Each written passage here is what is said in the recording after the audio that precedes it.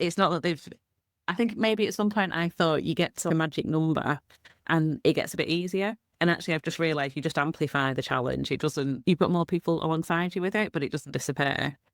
Yeah. And so my next question would be, again, coming back to you as you have grown, right? And you will probably keep on growing, right? So if the charity, let's say, is double the size it is today, what Mhm. is it that it will require of you at Mchelle, right? What is it that you are doing today that probably doesn't scale at that level? Probably you have already something which you were doing last year, which Yeah. cannot scale.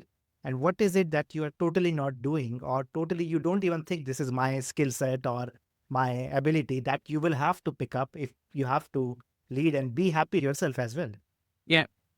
Yeah, and so I think it's really interesting. I've just been talking to a colleague about it, how the job is the job changes all the time, and the bigger you grow, the more the job changes, and it's almost like applying for a new job all the time, but you're in the same organisation. So I think if I compare now to where I was 12 months ago, I am far less operationally involved in what's happening in the organisation. And if I think about us growing again, I think I'm going to get even further away from that. And that does involve some significant changes. So I think for me, it involves real trust in the other leaders we've got in the organisation, the teams we've got in the organisation.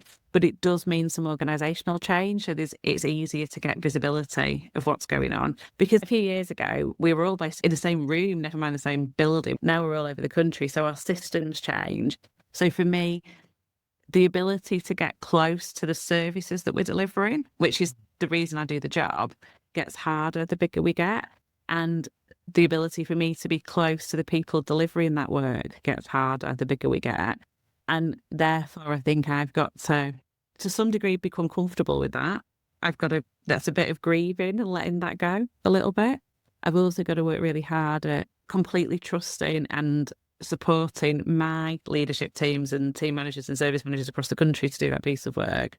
But we've also there's a bit that we don't do very well at the moment, is making sure that the stories from the work gets translated all the way across the organisation. Because it used to be that you knew the stories and the impact because you sat and saw it happen, or that you sat and chatted to somebody who just delivered the piece of work. I don't get to do that anymore. So I've got to learn how to do that.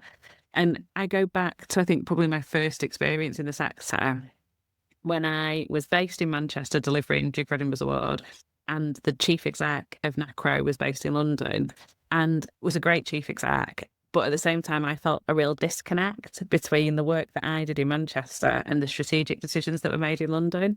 And I desperately don't want that for the organisation. I want us to be connected and be in sync together and in step together.